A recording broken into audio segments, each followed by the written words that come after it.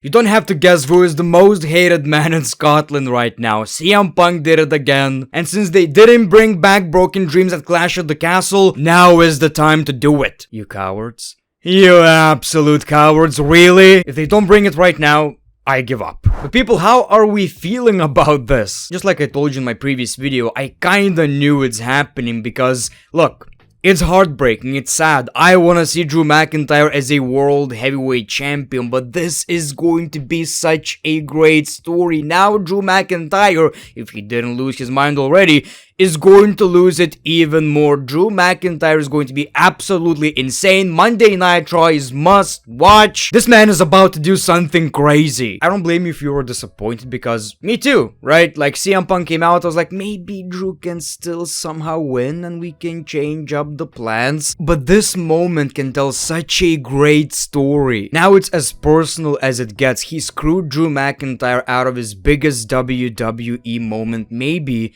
in his entire career.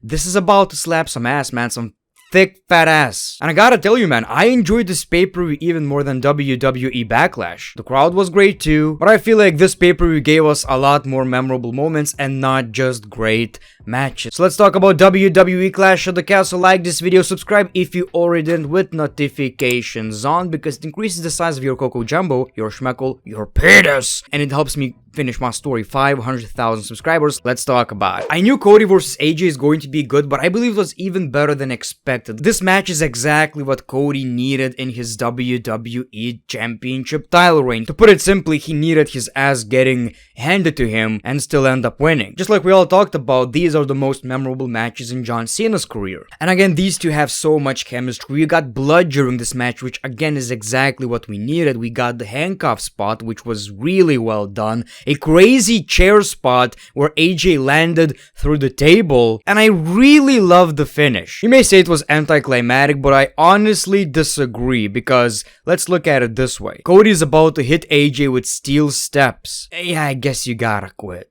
Right. You're handcuffed to the ring ropes. What can you do about it? So I like that AJ said I quit, and we saw a different side of Cody. Normally Cody would forgive AJ because he's a good guy. American tattoo, beautiful dog. You know, that's Cody. That's Cody, he's a good man. Oh, Cody's a good man. Not tonight, boys. He hit AJ with those steel steps anyway. That was a champion moment right here. And I guess that's the end of a rivalry because like I've said, after you quit, what's the point anymore? So I felt like this match really delivered. Then we see Solo, the Bloodline attacks Cody. We got Kevin Owens and Randy Orton with the save. And I think we just found out who Cody is facing at SummerSlam. Then we got the Women's Triple Threat Tag Team Championship match. I actually enjoyed it for what it was. A lot of action right here. Everybody worked their asses off, you can tell. The only problem is there were some spots where Jade kinda botched. And also she accidentally tapped out and even the commentators acknowledged that. But the finish absolutely shocked me. Scotland's own Alba, Fyre and Isla Dawn won the tag team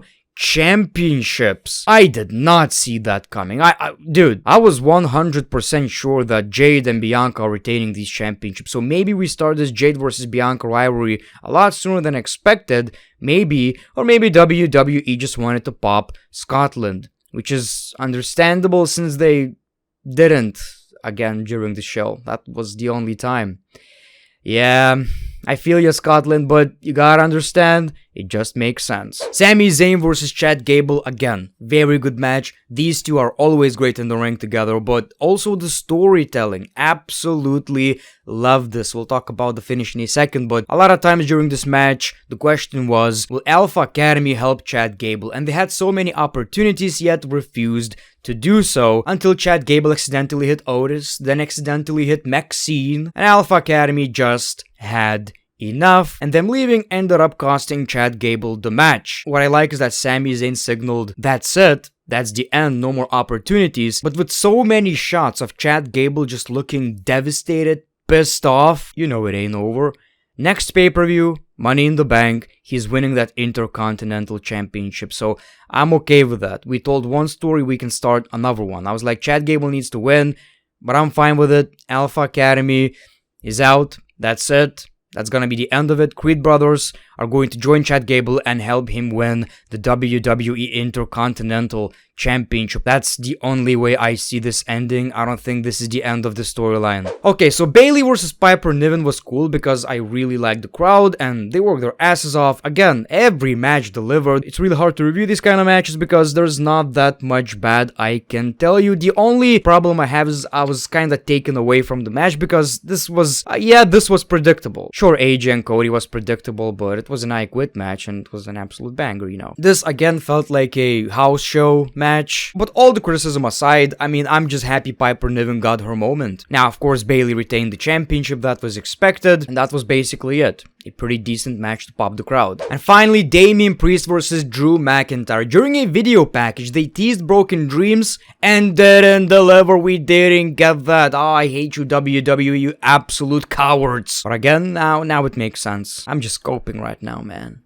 I'm coping. Well, whatever. I gotta tell you, a lot better than expected. Like, the match quality was great. Two gigantic men watching this with my soundbar, you know, holy shit. Man, even the bumps sound different. This could possibly be the greatest Damian Priest match in the WWE. Am I reaching right here? This was great. I mean, it had it all. It had all the shiny-ass moves. It had unpredictability. It was in Scotland. Drew is from Scotland. This match had everything in my opinion. So I was really invested in this one, and once we got that Claymore but the referee was down, WWE did this great shot of a referee coming to the ring, but they didn't show his face until the 3 count, revealing that it was CM Punk. So now we know Drew ain't winning, kick to the cojones, and Damian Priest retains the championship. And you know, Punk is loved so much. Even Scotland, sure they booed, but they didn't boo Punk. They were like, oh no, oh Punk, yeah, how do I feel about this? CM Punk, CM Punk. But again, CM Punk did it again. He ruined Drew McIntyre's life again. Drew's face says it all. It tells a better story than Drew McIntyre winning a championship in Scotland. You know, he could lose that championship anywhere. WrestleMania. You know, it was effective, obviously, it meant a lot. But this meant more than WrestleMania. This was the biggest moment of his life. And it was taken away from him.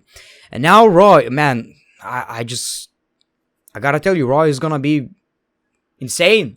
I don't expect this match at Money in the Bank. I think it's happening at SummerSlam because I don't feel like WWE are going to give it to you at Money in the Bank. This, you know, come on. And I mean, it took balls for WWE to actually do this in front of Scotland. They already kind of did it at Clash at the Castle in 2022 where Drew McIntyre lost and everybody was pissed because they felt like, oh, Drew is winning, because they treated it like Drew's hometown even if it wasn't. So it happened again, but now it's a bit of a different story. He's a heel, it got taken away from him again. Can't wait for the story. I know some of you are probably pissed, but you gotta understand, look at the bigger picture. So I gotta tell you, man, I absolutely love this pay-per-view. It didn't overstay its welcome. Every match was good. Some memorable moments. Cody got that moment that he needed. Absolutely loved it. Make sure to like, subscribe if you already didn't. The Great One, peace, love, and hugs. It's been a pleasure.